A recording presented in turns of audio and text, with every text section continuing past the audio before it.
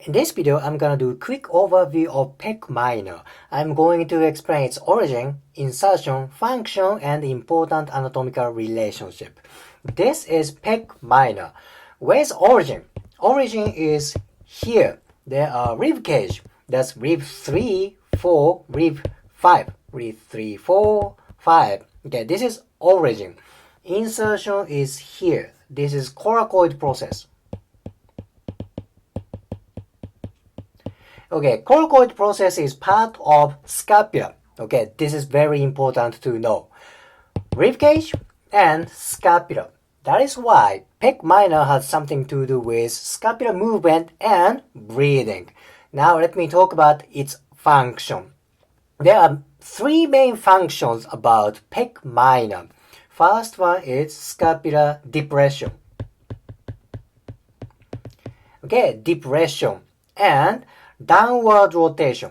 Downward rotation is you bring scapula kind of this way towards thoracic spine. This is downward rotation.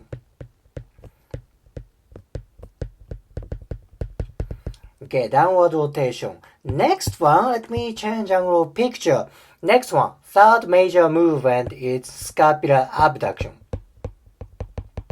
This is not shoulder abduction. This is scapular abduction. Okay, these three movements are major functions of pec minor: scapular depression, downward rotation, and abduction. Okay, there are few more kind of a minority accessory movements.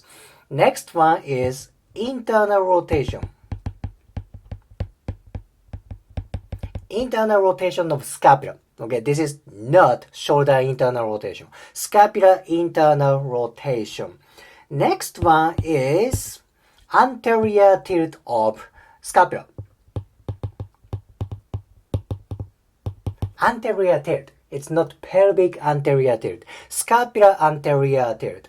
Think about it. Orientation. The direction of pec minor is like this. This blue arrow indicates the vector of pec minor. What if scapula is pulled this way? Okay, then anterior tilt happens. Knowing anatomy on 3 dimensions is very, very important. If you see in 3-dimensional way, you can understand why pec minor does scapular anterior tilt. Does it make sense? Okay, internal rotation and anterior tilt so far. And one more function, which is about breathing. Pec minor is accessory muscle for inhalation. Inhalation. When scapula is stabilized, pec minor pulls ribcage this way, upward. There, upward ribcage means inhalation, correct? So, it's important for inhalation. I explained 6 movements so far. That's a lot of movement, right? Depression, 1. Downward rotation, 2. Abduction, 3. Internal rotation, 4. Scapular anterior tilt, 5. And inhalation. Kind of assistant movement for inhalation. There are so many movements for pec minor. Thus, you can say pec minor is freaking important for scapular movement. Look at that. 5 movements for scapula. And 1 movement for breathing. Pec minor is kind of a tiny muscle in shoulder girdle muscles, but it's freaking important muscle. At last, let me explain relationship with nervous tissue. Again, this is pec minor. Look at nervous tissues passing on posterior to pec minor. This is brachial plexus.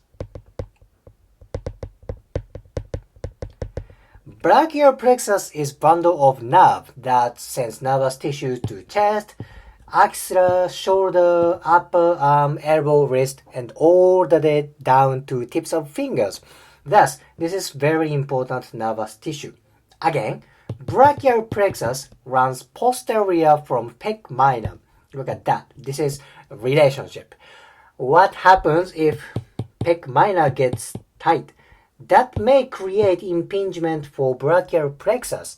Okay, nervous tissue doesn't like impingement. It doesn't like compression.